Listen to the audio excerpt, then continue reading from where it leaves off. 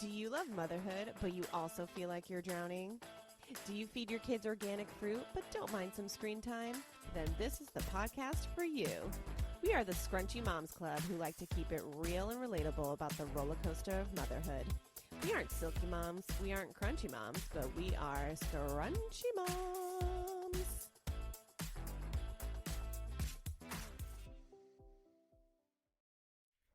Hello again. We're back.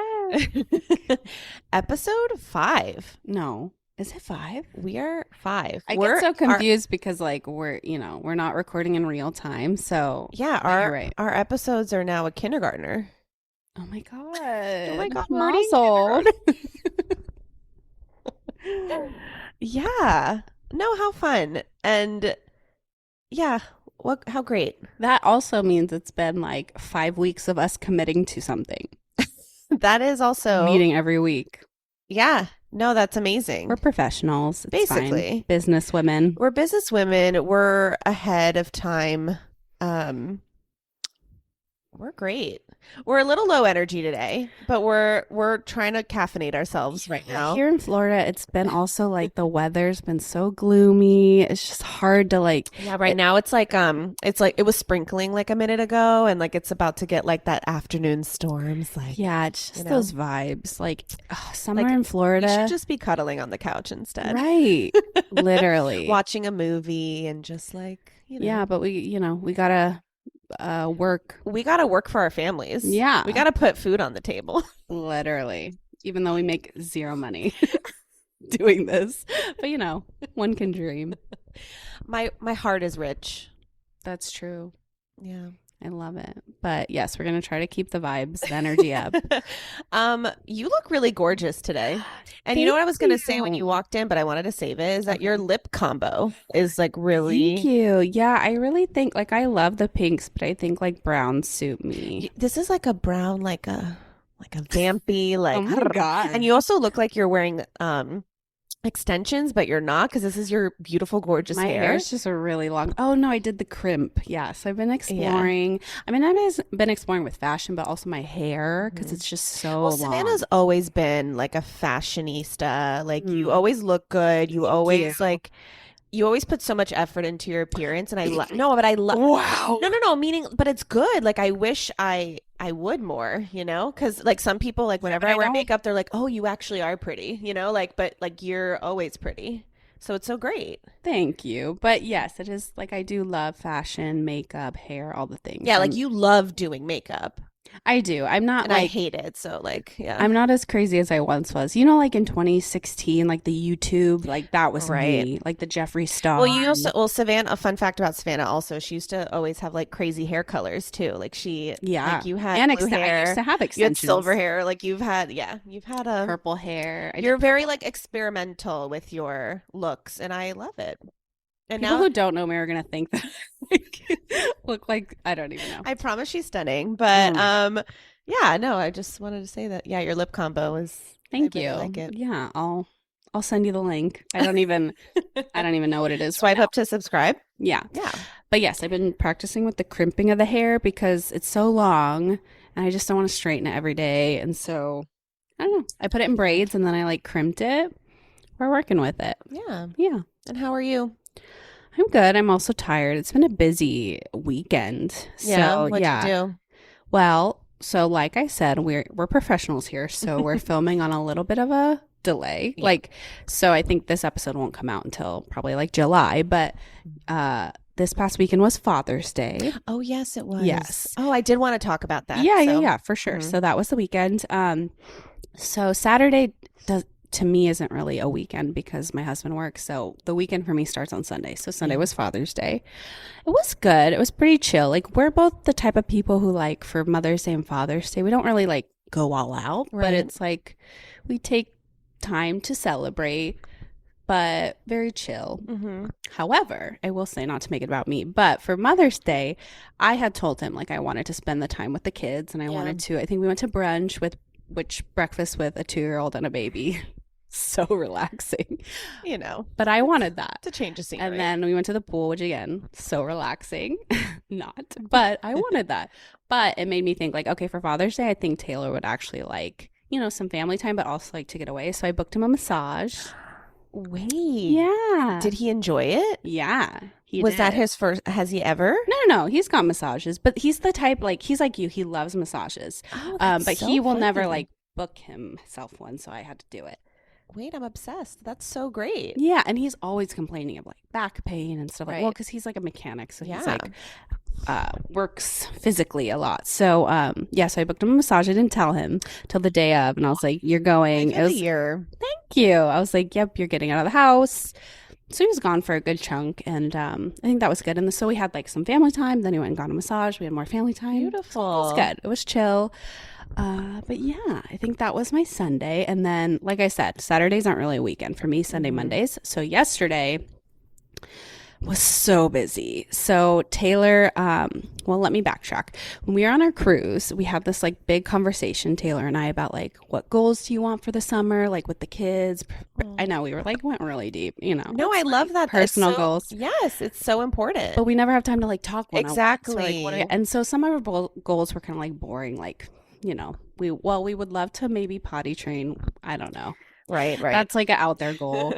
Julian, there were some goals there. But then another goal Taylor said was like, well, I really want to start. I think Gio's the age where we can start like creating those like core memories a little bit. So Taylor has a boat and it just sits in the garage. So he's like, I want to start taking Gio out in the boat. And like kind of create that tradition, because we're not really religious like you are. So we can't really create any like cultural memories there. So like we're trying to think of other sort of traditions and stuff we can do. So anyway, so we started taking Gio on the boat. Yeah. So on yesterday, he took him on the boat and he met up with some friends, and Gio loved it. They swam in the lake, which no thank you for me because alligators, but they were loving what it. Lake, but yeah. So they did that, and then we went to the pool after that. It was just so busy with toddlers, man. You just gotta go. Yeah. But it was so much fun. So yeah, very busy. That's so cool. I'm just very, very tired. Oh, do we want to talk about how we had to cancel because of the whole boat thing? Oh yeah. So yesterday we were supposed to record. Usually we record on Mondays, and today's Tuesday. But I guess you had like a fiasco. So if any person is watching who either has a boat or like we're listening, sorry, who has a boat or their husband has a boat, yada yada, you'll know, like, it's like if you know sort of thing with a boat. It's like a common joke where if you have a boat, you usually sell it because it just takes so much like TLC. Like you always are doing maintenance on it. So when Taylor got the boat like over a year ago, he just was constantly fixing it. It's constantly breaking down. And I feel like he almost sold it, but he's also very stubborn, and he's a mechanic. So it's like what he does for a living is fix things. So, but now I think with Gio wanting to go motivates him. But yes, it actually wasn't his boat. It was his friend's boat broke down. So long story short, they were a lot longer than anticipated. So I couldn't make it over to you to podcast. So we pivoted, postponed, but that's okay. We're flexible. But I literally felt like, again, we're not getting paid to be here, but I literally felt like I was calling out for my job. I was like, I'm so sorry. I don't think I'm gonna. It's fine. And then I like took a nap and I was fine. I'm calling in sick. I'm so sorry. Because Jonah's at school on Mondays, so yeah, I really did just like take a nap. But we pivoted. We're business women. Yeah, and we're here. We are flexible girls and flexible. That's like our little. Oh yeah, we should talk about that. Yeah, flexible, because we're like the least flexible people, so that's why we're just convince ourselves that we're flexible. Whenever we push ourselves to like go out, on an outing during a kid's nap time, or they're melting down in Target, we always just look at each other. We're like, we're flexible. We're being flexible. Oh, yeah, God. But how was your weekend on Father's Day? It was good. I did want to talk about Father's Day and Mother's Day and all that in general, just because for some people. Well, number one, I dropped the ball this year. I did. We had a lot of family things going on in the last couple of weeks, illnesses, surgeries, things like through it the last month. I've been through it the last, yeah. So, life has been lifing. When is it not for me? I know. I don't ever catch a break. But So I dropped the ball. And also we just didn't really know where we would be this week. So it just was like, okay, if something happens, great. If not, great too. And my husband is quite a simple, low maintenance man. So if he has a hot dog outside, like that's a dream for him, that's just Yeah, I things. feel like both our husbands like don't really care if we Yeah. celebrated them or not. But me, I'm like, if you don't have like a jet ski on a lake for me, I'm gonna kill you. Yeah, So for that's just like us. the double standard is great. Yeah, for sure. Yeah, so we didn't really do much, but I did want to say like sometimes Mother's Day, Father's Day, all of that, it's a little triggering For you or for for just me, but also like I think other people could relate to this absolutely. because number one, I don't have the best relationship with either of my parents. So Mother's Day and Father's Day are both a little bit without getting too deep, but I think that it's triggering for me. Number one, because I am a parent now and I do want to be celebrated, but then to celebrate a parent who I'm not so close with is difficult. And again, I'm sure other people with estranged feelings about their parents could relate. So, Yeah, for sure. so kind of, yeah. So those 2 days, even though they're fucking Hallmark holidays at the end of the Oh yeah, day, for sure. they mean nothing. There's no like religious The significance. banks aren't There's- closed. Right. Like it's just a fucking Hallmark holiday. And I don't know why these people take such offense or so like it's just a fucking day. Wait, so I have to say, do you, I mean, I know you go on TikTok. Do you know this couple? I guess I won't say their name, even though they're not listening, but there's this couple, they went viral recently.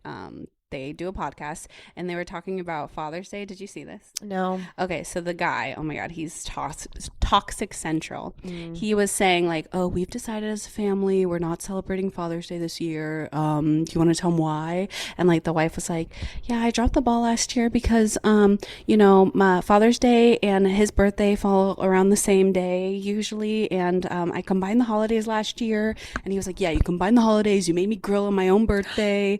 And like, so now we're celebrating Father's Day in September because I don't want to have them too close together. And no, the world went in I feel like it's almost clickbaity because I'm like, he cannot be serious. Right. Or it could have been like one of these like satire, like, because sometimes like I it really don't think, I think because You he's thought gotten it in was really trouble real. for other crazy things. Oh, right. Like he filmed himself cleaning the house and was like, sometimes I like to give the responsibility not on my wife. Like he's very toxic. But anyway, I just thought it was so funny because what we're saying, like, it's just a day. It's just a day. Yeah. So we really just chilled. We had some family time and I can't even remember what we did even Saturday. Oh God. Yeah, my brain is mush.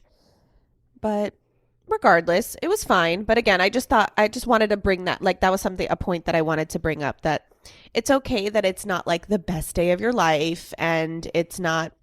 I'm talking about Mother's Day too. Actually, this past Mother's Day was like really fucking fun for me and Sam really did it up. That's nice. Yeah, but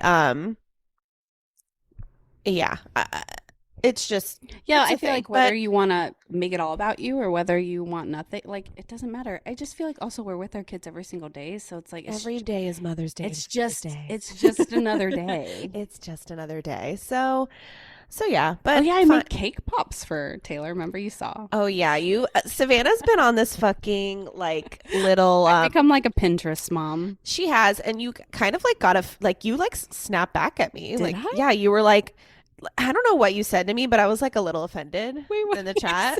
Well, I think you're a little sensitive, but what did I say?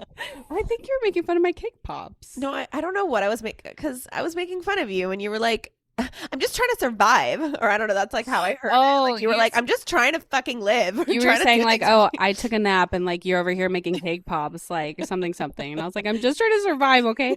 It's just because like getting through the summer with 2 kids, Yeah. I'm a stay-at-home mom. I'm pretty much with them all the time. Like I have mentioned many times, I don't feel comfortable taking them places by myself, so we're stuck in the house, and I It's just also hot as balls. yeah, I can't keep buying things for Gio. I keep buying like the newest gadget that he likes for 5 seconds. So I'm really trying to do like activities, and he actually loves activities like baking, playing hide and seek. Like he actually doesn't really like tangible things you buy on Amazon. Like he likes it for 5 seconds. So I'm Right. just trying, but also the cake pops, like I'm doing in air quotes, made them, but he literally like dipped his hand and licked the frosting and left. You know what? That's help. So I made them. No, so cute though, because also like Gio's obsessed. Like he's obsessed with cake pops, so it's just Obsessed. Starbucks, yeah, every time we get together with Jonah and Gio, I always buy them cake pops. Jonah loves cake pops He does too. no, but Gio I feel like is like another level. Oh no, yeah. Well, now he's what is that? Like overgeneralized to where anytime I go through any sort of drive through, he just like cake pop, cake pop, cake pop, That's cake pop. so Yeah. funny. And I'm like, no, we're at Taco Bell. Oh baby. Yeah. That's so cute though. It is cute, but Oh my God. it just means how much I've gone to Starbucks to be Right. like, wow, way to call me out, bro. That's so cute. Anyway, so I guess we should get Anything into else? it. Yeah. No, I think that's about it, Okay. But this episode is called Baby Sleep Bullshit. BSB, if you will. BSB not as in Backstreet Boys, but as in Baby Sleep Bullshit. Oh, baby sleep. Oh, baby sleep. Where do we even begin? Yeah, it's one of the most complex topics that, again, no one warns you about when you have a child. You know that when you see your friends pregnant and with newborns, you know that they don't sleep. Like on the surface, you know that, but you don't know the extreme. Yeah. And the literal science behind it. Yeah. It's so complex. Yeah. It's I feel like it's a until you're topic that you could literally, I mean, people do write books about or have there's sleep consultants out there that have not degrees, but like certifications in this topic itself, because it is so it's just crazy. Well, and every baby is different. And that's something I have learned doing this twice now. Right, right. It's just you don't know what the fuck to do. Like every baby's different. They're gonna do what they want to do, and I don't know. There's not like one manuscript that's gonna tell you exactly. There's so much because I think now too, like being millennials and Gen Zers, and in this world of so much information at your fingertips, you see so much research, and it almost. Because I feel like our parents like didn't have this problem of like, you slept when you slept and it wasn't like a big deal. But like with us, we're so concerned with doing it right. At least I felt like I was. Yeah, but I almost feel like it's like toxic. Like all these social media of like, get your child to sleep through the night by 2 months old. Like you have to put them in their bed awake. And if you don't, then they're always going to depend on you. Like their wake windows have to be 3.5 minutes and exactly, like all this stuff. And it's like, you think about us. Like we survived as babies and there wasn't all these things. Well, maybe we don't know how much our parents truly suffered, which I don't think we'll ever know because that generation just doesn't like to talk about things being, or especially motherhood being hard. Mm-hmm. But no, sleep really, and because the thing is, when your baby doesn't sleep, you don't sleep. And especially me, I mean, I'm sure a lot of people can relate and you can too, but when I don't sleep, I'm a fucking monster. Yes. Yeah. So some people are okay with surviving off little sleep. I feel like I'm actually pretty good at it. Really? My husband though, hopefully he's not listening. He probably is. It just like I can see that it physically affects him. Like if he doesn't get his 8 hours, like it really affects him. And not like he's moody. I can just see like he's like really affected by it. Especially when you haven't slept for a number of days, weeks, months. It really adds up. And it can actually give you like physical symptoms. Like for sure. It makes your immune system weaker. It makes you just a fucking psychopath like I was. You know what I mean? Even when I don't sleep now, and I get like triggered when I don't sleep because then I know I'm just gonna be a fucking lunatic the next day. Yeah. So yeah, because my husband's the same. He like thrives fine, no sleep. Like he does. I feel like I do pretty good, but then when they start to stack up like 3-4 a day, like then it starts really too much. And then so you bring this newborn home, right? And they're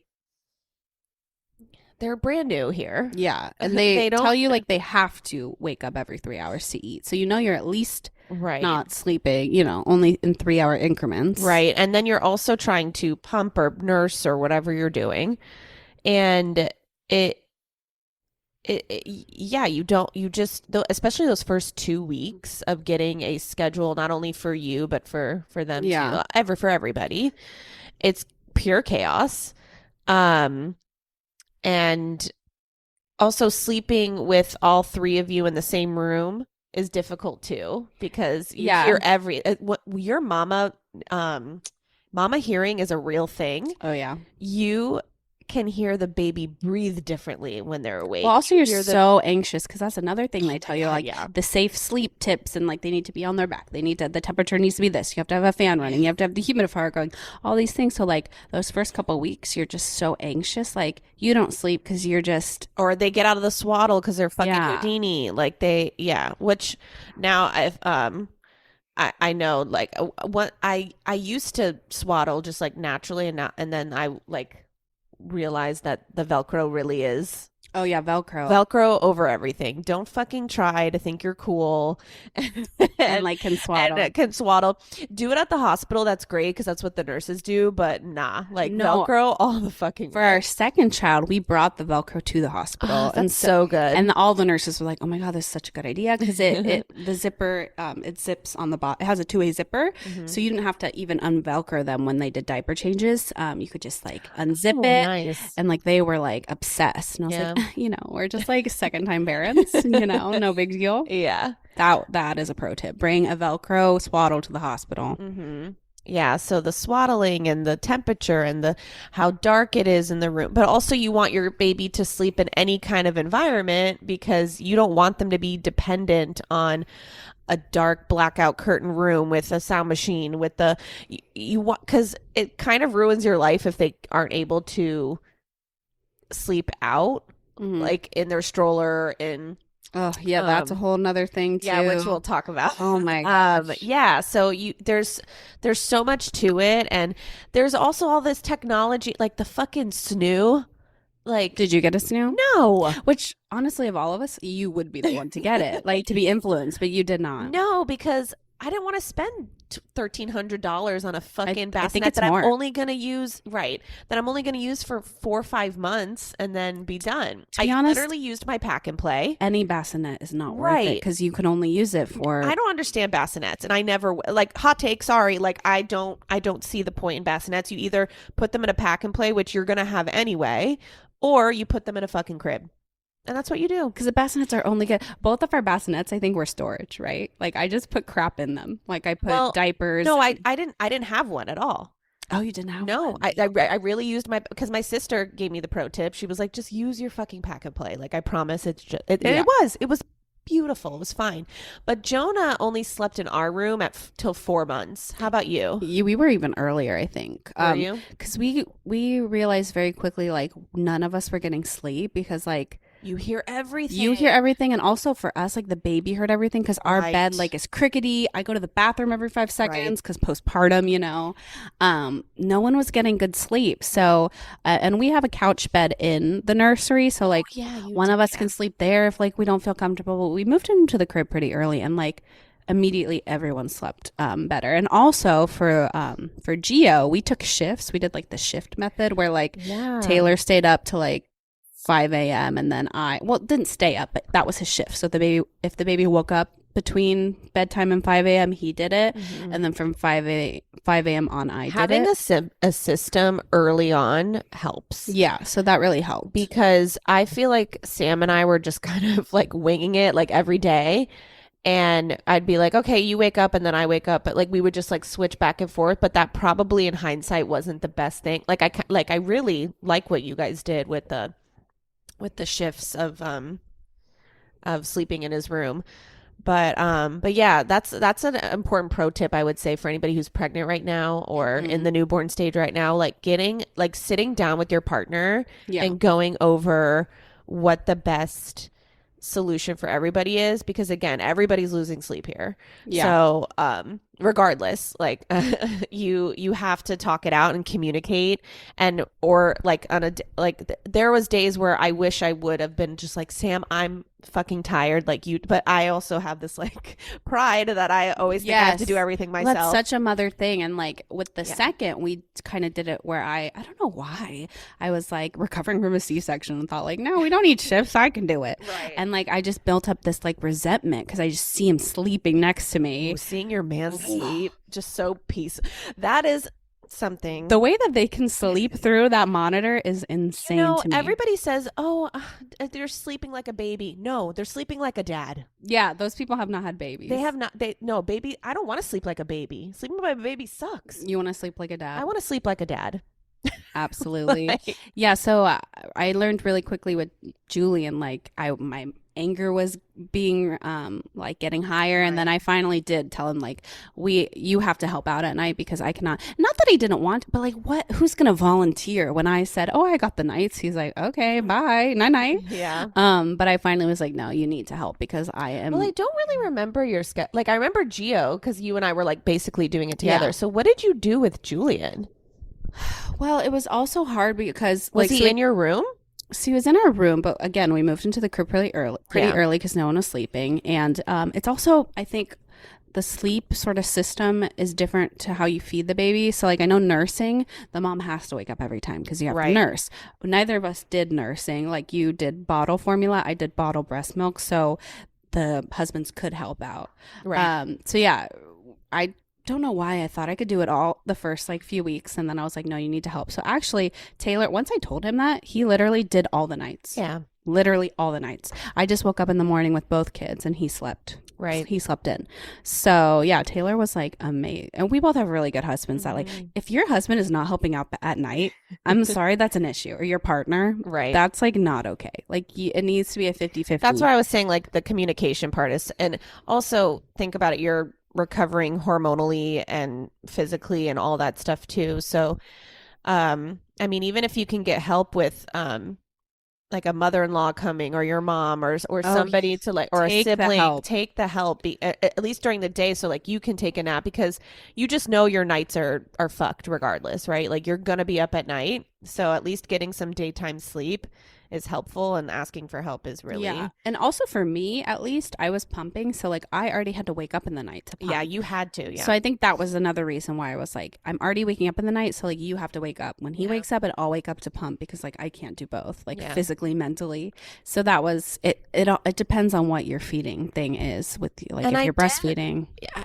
And by 2 months, I felt like, well, at 2 months, Jonah started sleeping through the night. Yeah, I feel like Jonah's journey was very roller coaster. It was much a roller coaster. And he started sleeping through the night at 2 months until 4 months, which 4 months, that's, and that typically happens. So it's actually very common for like, for them to get in a really good groove after 6-8 weeks, because also I was very regimented on starting a bedtime routine really early. Like, So I was think at I. like 6-7 weeks I was like, okay, like I'm actually going to do this every single night. And I'm going to put him to bed at the same time every single night. And I am very rigid in like schedules. Yeah, So, we are. We both yeah. like, and I think that's like the first thing any book will tell you when you're trying to like sleep train loosely them is creating a routine. So like putting them to bed at the same time every night and doing like the bath time, bedtime, lotion, like some sort of routine that they know this is different than daytime sleep. Right. Like this is nighttime. So we both did that pretty religiously. Yeah. So then it came to, but the thing was, the 4-month regression is right when you're going back to work. Okay, yeah, let's talk about the 4-month regression. So the 4-month sleep regression, if you know, Sucks you know. ass. If you know, you know. So I think this is a good segue to talk about Gio. So Gio, my oldest, he was what they call a unicorn baby. Like, and I did not know. I got humbled real quick with Julian, but I did not know. I just thought it was normal. So he again probably started sleeping through the night at like 2 months old. But even before then, wasn't waking up that much, just maybe once.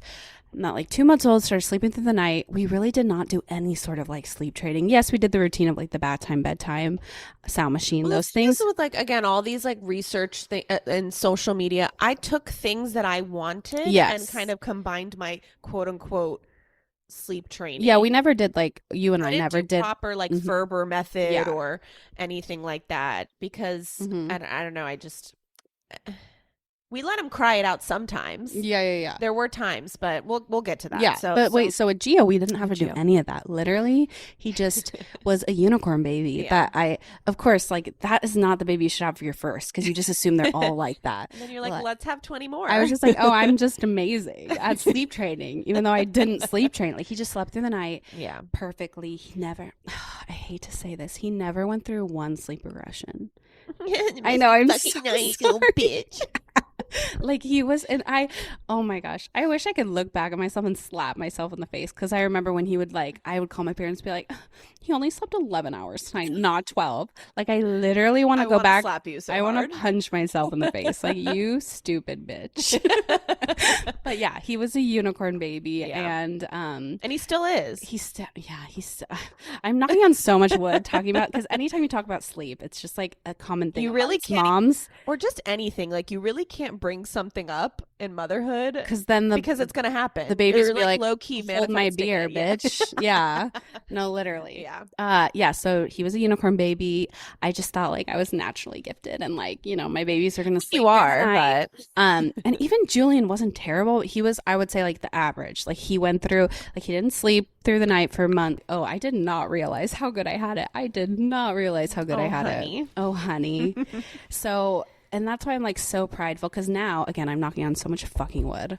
Now Julian is such a good sleeper. We're 9 months in, but like I had to work. But he's different because like talk about how like they're different sleepers in like even out and about. Well, yeah. So with Julian, I had to really work, like sleep train. We did let him cry it out, like once he got old enough. And like that was another thing. It's like you and your partner have to get on the same page about crying it out. Yeah. So that was the thing. And it's funny. It's not how you would think. I was pro cry it out, and my husband was not. So basically he got to like it was like 4 months. So they say once they like are gaining enough weight, I make a really big baby, so it's like they are not underfed. Right. So once your pediatrician gives you the okay, like yes, you don't need to feed them in the night. If they cry, you know, whatever you want to do, you don't have to do cry it out. But we did. Well, I did. So basically he would wake up and cry, and Taylor would just jump right out of bed and want to go like rock him to sleep. I think he does it also because like the quicker he falls asleep, the quicker we can go back to sleep. Right. And he also doesn't want to wake up the toddler next door, like all those things.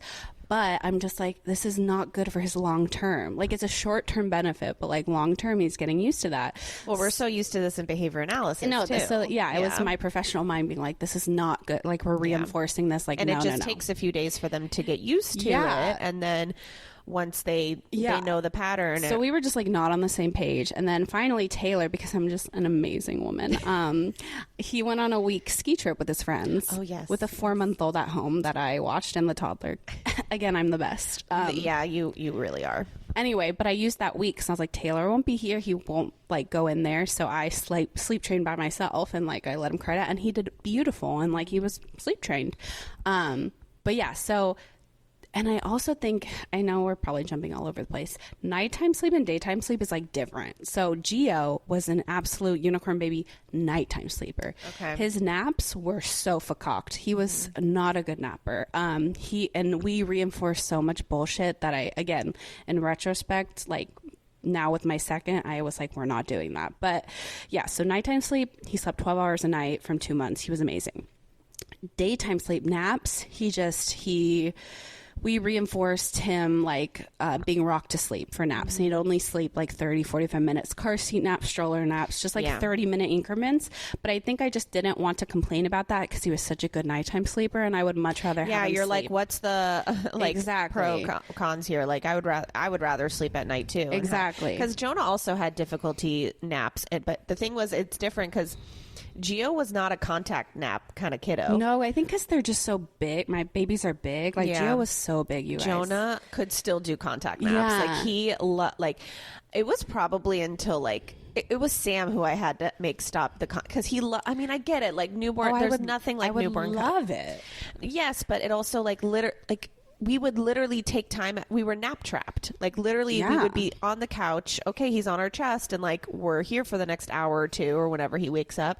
We watch TV on like minimum, and so it like kind of like ruined our lives for a few months, the contact naps, but we were like, he's napping. Like, I know. How do we get out of this? Short-term benefits, but it's like long-term creating an issue. Right. And so like that was Gio's naps. So then when the second baby came, I was like, so my goal was just like naps. Like we're not doing it. We're putting him in the crib for naps from day one. And like he is, again, I'm knocking on so much wood. He's such a good napper. He sleeps for like 2-hour increments in the crib. So good. But what you were saying, the funny thing is now I have a baby who sleeps beautiful in the crib during naps, but we take him out. Like, he cannot nap in a stroller. He doesn't know how. No, Julian is like, he protests hard. Like, I mean, I've been with you. You saw it. Yeah. He's literally like, I need my sleep suit. I need my 71 degrees. I need my sound machine. I need my blue light. He's a bougie boy. He's so bougie. He will not sleep in a stroller and a car seat maybe for like 20 minutes. Like, it's so funny that I'm like, so that's the story, is like, you never win. Like, and if there is this beautiful baby who sleeps both for naps and then they're unicorns. We don't know them. Unicorns. Yeah. So yeah. It's interesting, the two different, like very different, very opposite sleep experiences. But I think, and that's another thing, like scrunchy mom. So like, what is the crunchy is like co-sleeping, right? Yeah, some people do that. But that's like the crunchy is like to co-sleep. Yeah. Don't let them cry it out. Yeah. Like that sort of. And then the silky is very sleep trained, very like the safe sleep on their back, swaddled, those, right? That's like the spectrum. I guess so. And then we're kind of in the middle. Yeah. I've never co-slept. Again, whoever does, like, if that works for your family, I love that for you, but it just could have never been me. Well, I think also, like, we tried a couple times, just like on nights that we were like so frustrated. Yeah. I would just like put the snuggle me in between us, and we tried, but I was like, no, I can't live my life like this. Well, and I think that's the thing, is like, we both struggle with anxiety, so like that would make my anxiety so right. Am I gonna roll him over and die? Like, like, I don't know. I just wouldn't be able to sleep. Yeah. But I understand some mom's perspective, like, he or she will only sleep this way, and like we said, sleep deprivation. I also understand like nursing moms too, who like like it's probably easier to co-sleep. So I get it all, right? Like that's why, like, no judgment here, but we've just never done it. No, I was pretty adamant on. Yeah, I moved him at 4 months to the crib, and but best believe, like, my postpartum anxiety, I would sit by his crib. Oh yeah. And I remember I would like text you. Yeah. I would sit by his crib and just like stare at him and like make sure he was breathing. And I think he started like rolling over because he's a tummy sleeper. Yeah, when they first start sleeping on their tummy, that's hilarious. The most like anxiety, and it's so funny looking back now, like hindsight 2020, like how like anxious I really was. I sat in there. They're gonna suffocate. I sat in his room from like 1 to 3 a.m. one night, just watching him. Just making sure that he was on the correct side, breathing. There was a nostril available for breath. You know what I mean? Yeah. And there was. Again, that's just how crazy postpartum anxiety. You're not a get. parent if you haven't zoomed in on the monitor to like make sure you see the chest rising and falling. Yes. We've all done it. Yeah. No. So that was. But the thing is, with 4-month regression hit us hard, and we and that's when I'd gone back to work. And because did you go back to work right around then too? Yeah, 3 months. Yeah, but I was very part-time. You were working a couple days a week. Yeah, you were working a couple days a week. Yeah, but I went back like full swing. And so but Taylor went back, and it is funny how you go right back to work during the regression. Yeah, but again, fuck America for that. You know what I mean? Like, but that's a whole other situation. How this country hates women and children. But so. That hit me hard. And actually, really, for us, for Jonah, the regression was until like 7 months. Oh my gosh. We had those like from months 4, 5, 6 and going into 7 were really difficult. Actually, I would say that I think 6 or 7 months for us too. Like, it definitely got better. It wasn't finally was like settled. Yeah, at 7 months. Like the 4 months was like the 10, 20 times a night, and then it got to like 1, 2, 3, 4, which is compared to the before is like tolerable, right? But then, like, I don't know, something just like clicks. Well, that and the consistency. If you're consistent, even if you are a month in, like, you just got to stay consistent. Because sometimes as a parent too, you're like, okay, what I'm doing is not working after a day or two. No, you have to like keep going. It's so hard. That's what's hard. And I think for us too, because our pediatrician at the time was suggesting the like fading off the night feedings, and I was trying to do that, and so I would replace giving him a bottle with like rocking him, and then rocking him to giving him booty tap with the fucking booty taps. See, my kids are not booty tappers. Oh my god, booty tappers are back rubbers. Like, no. Oh my god, Jonah's very sensory though, so he likes that. So I kind of had to really like systematically fade what my like sleeping cue prompts were for him, and then eventually he got it, and we did a little bit of cry it out too. But with Jonah, he wasn't crying for 2 hours straight. We never right like your boys either. No, and I think that's a good distinction. Is like when they get so many months old, you kind of know their cry. So like we always knew it was like a. I need to go back to sleep, but I'm too lazy to figure it out sort of cry, or like, I'm in distress. Like anytime it was like that cry, immediately we'd go in. Right. But you kind of are understanding. By that point, you know what's a dangerous cry versus like, I just need to go back to sleep, but I don't know how to figure it out. Can you just rock me to sleep, please? Cry. You figure it out. But yeah, it's just... So it's a journey, but then once we got to like 7 months, we were finally in a good space, and then I would say, I'm so sorry. Well, and like a whole other thing too is like, so back to daytime naps is like when they drop naps, like that whole thing is stressful too. Yeah, so Jonah dropped his naps pretty early on. Super early. And maybe in retrospect, that's why this whole thing's happening early that we'll get to. Right. Well, by 9 months old, he was only one nap. Which is crazy, guys. Usually it's like 12 to 14 months. Or 18 months, I think. Really? Yeah, I think it's 12 to 18 months. Because even Gio was early dropping to one nap, and he was like 13 months old. Right. So he was hella early, Jonah. Yeah, 9 months. He was one nap a day, and... Yeah. Sometimes you'd have like a bonus cat nap in the afternoon, or no? Sometimes. Very rarely. If we were like really were doing a lot, or if he was just super tired or whatever. But also it's better to be consistent. Like if he's really consistently going to go to one nap, then so be it, Yeah. And really try to break any kind of inconsistency there. So yeah, I would say he was really good. And then it's funny because after his surgery, things got like crazy with his sleep again, which is kind of funny because I don't know if his body was like, oh, my heart works good, like now I'm gonna like act a fool. I don't know what extra oxygen, like I need to go live my life. I don't know what it was. Well, we got home from his surgery and we started daycare like 2-3 weeks after.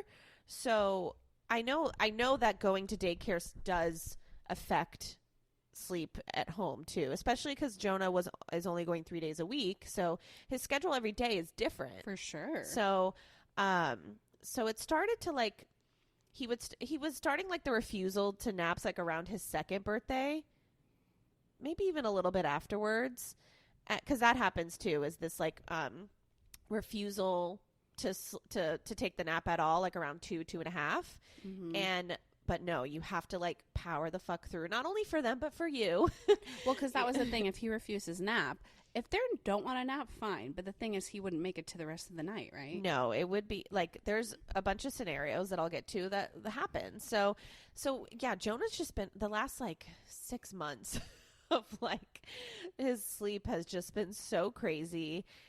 But it's the last couple of months have gotten really bad, which was why what prompted us to do this episode now, because like I'm having like the last 2 weeks. You need help. You need answers. I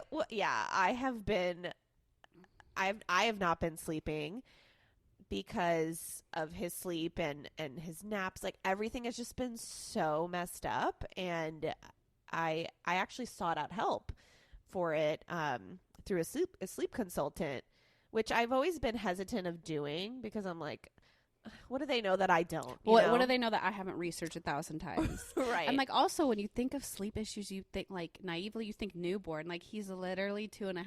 Yeah. Like, you don't think toddlers have trouble sleeping, but I don't. Well, I mean, I'm thankful that he's still in the crib. Like we haven't done the transition to a big boy bed yet, and I'm not doing that motherfucking shit until I have to. Yeah, no, I'm the same way. Like we got Keep to him a in point. The crib. We thought about absolutely. it.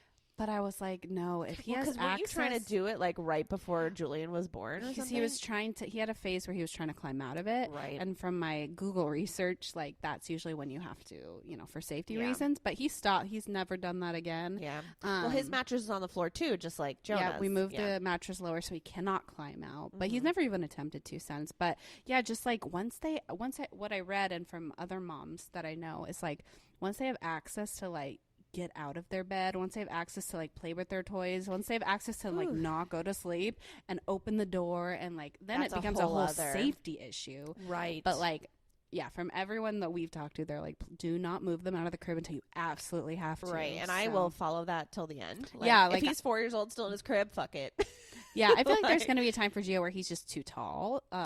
Right. Because he's big. Mm-hmm. But for now, I'm just right in that. Yeah, ride the crib wave until you can't anymore. So I've been having these issues with Jonah where he is trying to skip the nap. So at school, apparently, he naps like a little motherfucking angel. He's fine. That's so interesting, too, because it's like caught, so he can get out if he wants, but he just sees everybody sleeping and he sleeps. Which I have a teacher conference in 2 weeks, and I really want to ask how they do it. Or, like, do they have to, like, sit with him until he falls asleep? Like, are they just, like, it can't just be like, goodbye, Jonah. Like, I don't sugarcoating it for you? Right. Yeah. So I can't wait to ask in a couple weeks. I will report back. But, and my first parent-teacher conference, like, I know. I love that. I'm so jealous in that aspect. Yeah. So anyway, so at school, he's Monday, Wednesday, Friday in school, and he sleeps 1 to 3, like perfectly fine. And that's my dream nap for him too, is 1 to 3. But what I do at home, I've been doing the same thing. I haven't changed my routine, right? And I actually brought it up to my pediatrician at his 2.5 a few weeks ago, and he was like, "Well, why don't you just wear him out?" Oh, yeah, that's the biggest insult, by the way, to tell somebody, like, you're not tiring them out enough. Like, are you fucking kidding me? Do you go to the park at 8 a.m.? Do you go to the splash pad? I went to the park today at 8 a.m. That's what I'm saying. Like, it's the biggest slap in the... Oh, we're not just giving him screen time for 4 hours. Of course we know that wouldn't help. I'm literally doing the fucking most. Like, I love you, Dr. Chong, but that was, like, the worst thing to say to me. I think that's also, like, why you don't seek out help, or we don't, is also because, like, people's opinions, like, oh, haven't you tried this? Like, oh, you don't think I've fucking tried that 5 times already? Like, shut the fuck up. You know, it's hard. And again, talking to a sleep deprived person, it's almost worse than talking to someone on their period. Like, it's just... No, I am a different human being. Yeah. I'm a lunatic. So, okay, so it's easy. So when he's home with me, it's either he tries to drop the nap, but he still needs it. And what he'll do is the thing about Jonah too is like he likes his crib. Like, he's very content and happy. He doesn't cry for 2 hours in the crib. He does not cry. He's literally like just a happy peach playing with his animals and his blankets and attempting to jump, which... Oh my gosh, do you have a video? I wonder if you have a video, like, not of his face, of him doing the jump thing, like, that you can post. I took out the spring. It's hilarious. So he was sleeping on the bottom notch of his crib, but the boy learned to jump. Actually, you know what? It's been since he's learned to jump.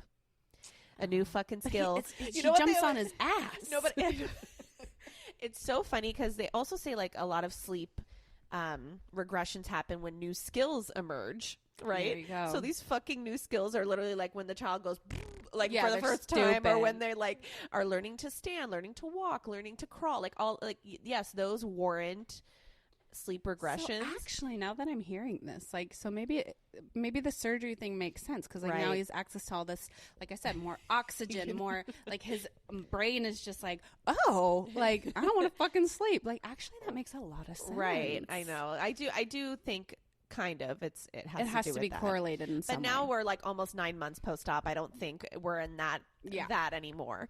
But that's why I'm like, oh, like ever since he learned to jump is like when all of like it got progressively worse. So we ended up taking the spring out of his crib and putting his mattress completely on the floor. And we do have a little bit of a ghetto situation in there right now, which like whatever, like I'm not even going to explain it, but it's ghetto. But whatever, it works right now, and I'm too tired to like figure anything else out. But but he stays in his crib. That's all that matters, and it's safe. So yeah. So it's either he doesn't nap at all, and by 3 p.m. he's just like still a peach, like he'll be in the crib from 12:30 to 3 and just like have not slept, or he goes to sleep at like 2:30. But then we wake him up at like 4:30 because we're like, okay, like 2-hour nap, we need to be doing this. And then we end up pushing bedtime later. And then he goes to bed late. It's just like vicious cycle. One vicious cycle that we've gotten into, unfortunately, in the last couple of months. And in the last couple, what's been happening now is because if he does not nap, we put him to bed super early at like 6:30, which is what you're supposed to do. But night wakings.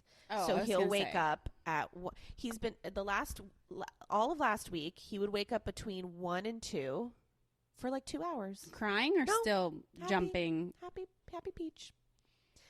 Yeah. But you wake up. Yeah, of course. Because, again, that mommy hearing, you hear your baby breathe different, you know they're awake. And you can't go back to sleep. You can't go back to sleep because I'm like, is he going to go back? I don't know. Like, it's. But the husband.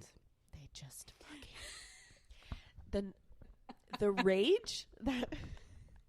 The rage that you get seeing your fucking sleeping ass motherfucking husband next to you. Do you remember when we would send videos of like our husband passed out snoring, and then the monitor, you could see all the lights of literally like them crying, the monitor's right next to him, and they're just like like we would send each other those videos. Again, I want to sleep like a father.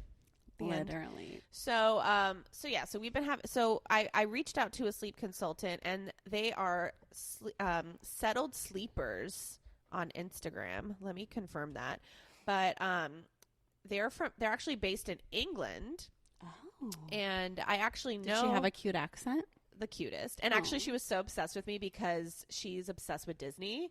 And she knows I live in, and I was her first American client. Like, it was so cute. I love like supporting women. Like, look at me. And give her a shout out. Yeah. So Settled Sleepers on Instagram. They're based in England. And actually I know one of the girls, not the girl that was on the call with me, but the other girl, Daniela. She and I went. You just know someone from England? We studied abroad together. Oh. So that's how I know her. And I think that's how I followed her page, because she like posted on her Instagram being like, oh, go follow I'm a sleep consultant now, go follow my page. And I'm like, I'll follow any sleep consultant, especially if like, you know, they're cool and I know them. We haven't talked in years, but still, like, it's so great that even though it's great. So anyway, so I at 3 a.m. one night last week, I was desperate, and I had it, and I was like, I'll pay whoever fucking ever to like help me with this shit. So they actually had the best price, because it's also like so fucking expensive to get sleep training. Yeah. And that was another reason why I never did it. Because even like with Julian, with Gio, he was a unicorn, like I said. But with Julian, I really was looking into like, you know, taking care of babies is a big one. There's a bunch of books, but I think taking care of babies and other ones do like a program that you pay, and it's like a PowerPoint sort of thing. And like Taylor just, if you guys know our husbands, like they do not like spending money on frivolous things. And like he just would never, he'd be like, you're going to pay someone to do something like I can do, you know. No, and I didn't tell him until after it happened. Like, yeah. Oh, see, that's what I would do too. Ask for forgiveness later. And actually they had the best prices out of everybody. And also what I liked about Settled Sleepers is that they had a troubleshooting call. Because a lot of the times they like want you to commit to like fucking like a program, like right? a program. Yeah. And I don't need a program. I just need someone so you just did the phone call. Yeah, so that they're the only ones that, because I researched a lot. I even researched like Orlando ones too, and they were the only ones that had like this like troubleshooting call, like half an hour on Zoom. Let's just talk about your problem and like let's see, you know, together, which was beautiful. Mwah, chef's kiss, right? So So we talked yesterday afternoon, which I think is also great that we didn't have our recording yesterday, so I could come with this. It all worked out. Information. But basically, for anybody who's struggling with toddler sleep, you know, let me give you some guidance here. So I told her all of my shit going on with Jonah and whatever. So she said the first thing is that I need to start having him nap earlier, or putting him down for a nap earlier. So, because if he does take a while to settle, because that's the thing with Jonah, once he's asleep, he's asleep. It's just the getting to sleep, which is difficult. And does she think it's like he's hitting overtired? Yes. It's like, because that's another thing we never talked about. It's like overtired Overtired window of like, can't put him to a nap or bedtime too early because they're not tired yet. But you can't put him too late because then they hit overtired and then they won't fucking sleep either. So she does think he's hitting overtired. Yes. So that's why she was like, I want you to put him to bed early, or like to nap, because she thinks it's also the naps that is just affecting everything. So, because if he's napping perfectly at school and not home, like something's happening, obviously. So putting to nap earlier, and then no matter what time he goes to bed, cut off the nap at 3:00. do not let him, because we were letting him sleep till 4:30. Yeah. And then that's of course he's going to bed at 11 o'clock at night. Yeah, he's not tired. Because he's not tired. And actually, so the wake window for a 2.5-year-old, they should be like 5-ish hours in the morning. And then like almost 6 hours, 5.5, 6 hours at nighttime, which was actually really useful information for me, because I never, like, you stop thinking about wake windows. Like, I feel like when they're a toddler. Yeah, you're like, whatever you do to survive is like what it is. So that was really helpful. And she said too that if there's a day that he does not nap, then put him to bed at 6.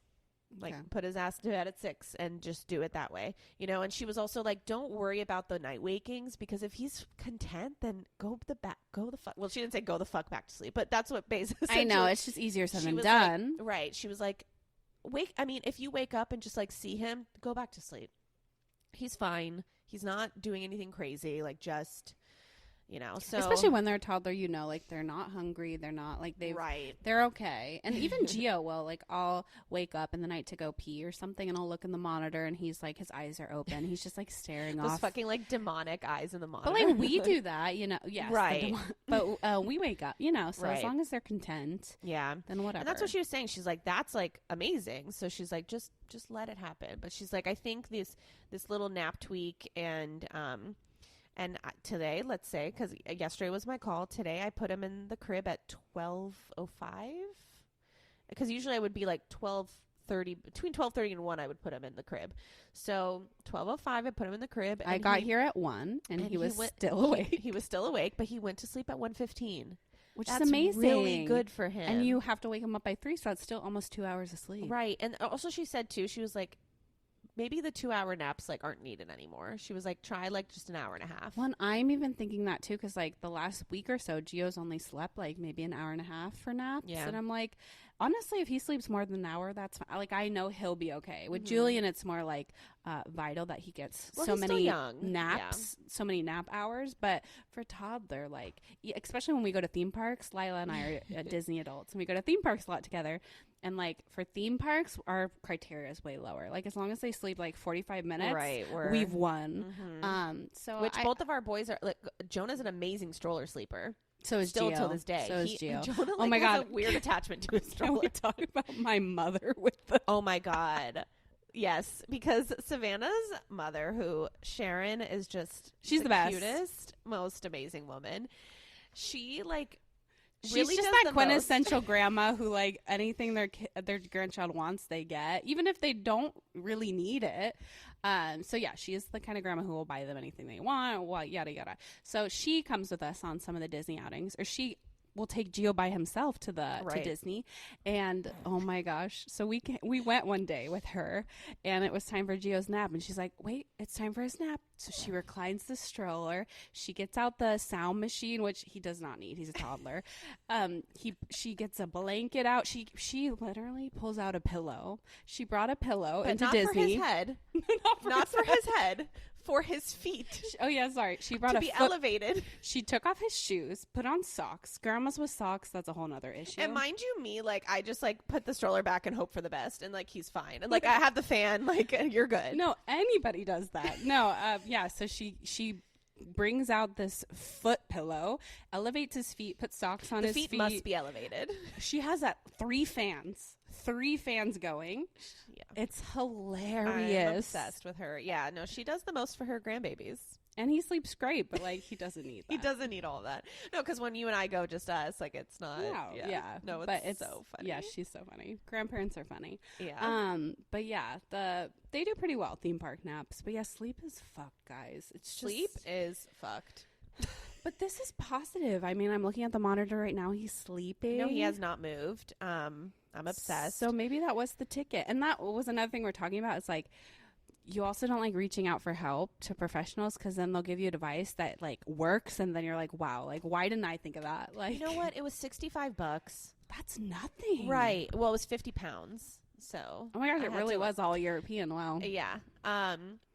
It was fine. And then when I told Sam after, he was like, well, of course. And I'm like, I'm happy because I actually got a couple of like useful. And if it's worth your things. mental health, and even like I found that with reaching out to a lactation consultant, it was almost like therapy. Like I got to vent to somebody who like would just listen to me. Your husband only knows some, you know what I mean? They don't sorry. And your friends who maybe are not going through it, right? But yeah. They just listen, and like I love that you I was hoping you reached out to somebody, but I don't want to tell you to do that. I know it. Yeah, it got to a point. She was funny. She was like, "Yeah, you texted me at 3 a.m. Florida time, told me that you were really struggling." She knew. Yeah, she's like, "That's when a lot of our moms text us is in the middle of the night. And you know, that's when it's so bad. When you told her these issues, like. Was it sort of like, wow, I've never heard, like, this is common? Like, did she say anything about that? No, she said especially, like, the 2.5-year-olds trying to drop that nap is really common. But she goes, don't do it yet. Like, do not do it yet. So it's like common for them to try. After 3 is when it's fine. Like, they start to. But the thing is, like, when they're going to daycare, they're still always going to get that opportunity. Like, they're always going to do a rest time or a. So, up until kindergarten, they do. I mean, I don't think I've been you to don't have to work, sleep, but it's just like quiet time, lights off, music. Yeah. Right. There's no stimulation. So that was helpful. And so hopefully, you know, this is only day 1 of our journey, but hopefully it goes well. And, but if anyone has like a toddler and is going through a similar thing, please reach out. Or sleep. Yeah. Even if you have a newborn and I think it's just. Yeah, baby. Mothers need to know like they're not alone. I think that's another thing. It's like when you're in the midst, whether you have a newborn 4-month-old toddler and they're not sleeping, I think it's really easy to like just be so isolated and I'm the only one going through this and why are my other it's hard not to compare like that's all I do. Lila's baby sleeping through the night, why is it mine, right. And it's just like it's so hard. It's bullshit. Baby sleep bullshit. BSB for life. Yeah, and it's hard. And that's another thing. It's like some babies are just inherently good sleepers and some babies are inherently just not as good, and sometimes sleep training doesn't work for everyone and sometimes co-sleeping, it's and like sometimes sleep training works beautiful. Like you have to find like you have to trust your mom instincts of what's going to work with your baby. Those first 2 weeks, like we said, are like hard as fuck. It's just you don't survival. know what your mom instincts are yet, but you do develop those. I don't think it's an instant thing like some moms like to say. I think again, you have to get to know this new human and they need to get to know you. So, then it takes trusting your mom instincts on what cries are happening and what, all of that. So just know that you're not alone. Know that every mom has gone through it in some aspect. Yes. And I'm sure we're going to come through some other sleep issues in our lives. Yeah. And I think that's also important is when you're in the midst of a regression or a not sleep episode. Like, it's so common to just think this is permanent, but I promise you it is always, and we always text each other that in our group chat when one of us is going through a regression, like it is temporary. That's like it is temporary. This phase is temporary. You will sleep again. Your baby will sleep again. I promise you. Yeah. Like they're not going to sleep through the night at 15. Like they will sleep through soon. And even the thing you're going through with Jonah, like it is just temporary. Yeah. I mean, we'll definitely get back to you when both of our boys are out of the crib. Like that's going to be a journey. But that'll be a whole other episode. A BSB part 2, if you will. And even Julian. So Julian's on 2 naps a day, which he switched to pretty early. And he's a great sleeper, but there's just, he tries to drop that second one too. So it's just, you never know here. Yeah. I just work here. We just work here, yeah. We're just surviving, sometimes thriving. Yeah. So that's BSB. BSB. So yeah, hope you enjoyed this. I really love this acronym that I've come BSB. up with. Yeah. Baby sleep bullshit. Backstreet Boys. For life. Backstreet's back. All right. But yeah, so if you have anything you want to like write to us about baby sleep, you want to vent, you want to have questions. Yeah. I'll do a question box for our next episode. Yeah, because I don't even think we thought about what we're going to do. We haven't thought about next episode. We only went through our first 5, God. and then now we have to go through our topic list. And okay, we'll do that. So it'll just be like one giant surprise for everybody, Stay tuned. Stay tuned. And thank you so much for listening. And I am trying to get onto other platforms. I know we're only on Spotify and Amazon Music right now, but getting on Apple Podcasts is actually like kind of a process, so I'll get there. But if you're not following us already, we're on Instagram at Scrunchy Moms Club Podcast, and we're also the same username on TikTok, which We're tiki-talking. wait, we didn't talk about TikTok and how we got our first hate comment. Oh, yeah. Okay, do we have time to talk about it for a second? Yes, of course we do. Oh, my gosh. Okay, so we've been, doing TikTok videos. Which, we're very new to this TikTok world. So we're new. We're such millennials with it. But, we're doing it. We're out here doing it. We're making the content. We don't understand the algorithm or how it works. But we're we had this funny idea for, the Scrunchy Moms, whatever. It's been done before. We were going to do our own version of it. So we did it. And then, we're trying to figure out, like I said, the algorithm, the hashtags, all of that. I have it screenshotted on my phone. So we just posted it, whatever. And then we had just recorded. We posted. I went home.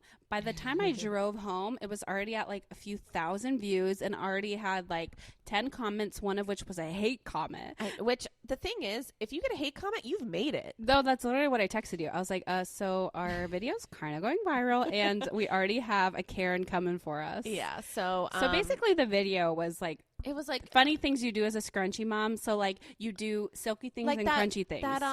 That fucking trend that's I'm a scrunchy mom. I da da da da da. So we did something like that, right? So this woman. So in the video, we say how we do natural things, but also if our kid has a fever or if our kid is in pain, we'll give them pain medicine. Yeah. Because that's just what we do. Oh my gosh, this Karen. So this Karen, she wrote, "The fact that you drug your kids to sleep is an absolute no for me. Period. Disgusting."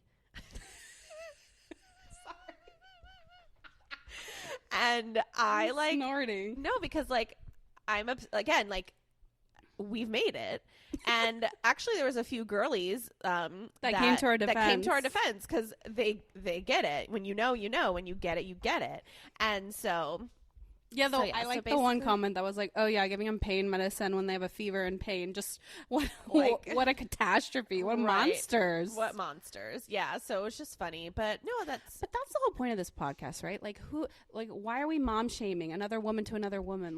Who the fuck cares what you do as long as you're doing something safe? We're not drugging our children, okay? Yeah. And if you choose to not use Tylenol, baby Tylenol, and baby Motrin, okay, good for you. And if we choose to use it, good for us. Who the fuck cares? Can you just let us be, please? That's a whole other. Yeah, mom shaming just has to stop. It has to stop. But honestly, we think it's funny, this comment. But no, it's hilarious. I know some people take it really personally, and it's just not I did okay. perseverate on it for a while though, because I was we're so hot, amazing. I went to go comment, and Taylor was he literally said, engage, "Do not engage, do not engage," and I was okay, I won't. So anyway, that's the tangent that we're on TikTok now. So go follow us there. We're making random funny mom talks, if you will. So that's it. So follow us on all of our things and keep on listening. I hope so, because I think we have 81 listeners throughout the world. Yeah, you said Switzerland, Canada. Well, the thing was Okay, whatever. It's Switzerland. My best friend's in Switzerland right now, and that's why. Whatever. But whatever, it's still an international thing. So anyway, thank you for listening. Thank you for being wonderful. And thank you, Savannah, for just being gorgeous. That you took the words right out of my mouth. What can I say? All right. Well, have a wonderful week, everybody, and see you next week for mystery topic that we don't know what we're going to do yet. All right. Love ya. Bye.